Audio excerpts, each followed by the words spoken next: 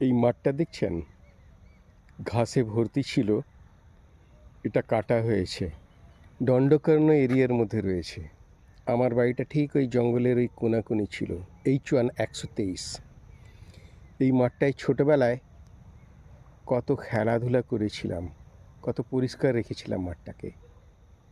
আজকালকার বাচ্চারা মাঠ হিসাবে মোবাইলকেই বেছে নিয়েছে, আর মাঠ অসহায় হয়ে পড়ে আছে জঙ্গলের মাঝে।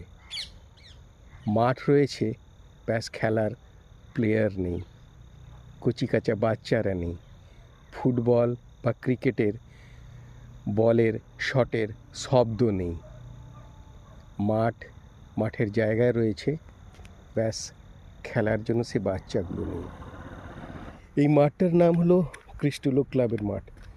ক্রিস্টিলোকের তরফ থেকে এই মাঠটাকে তৈরি করা হয়েছিল সেই সময়।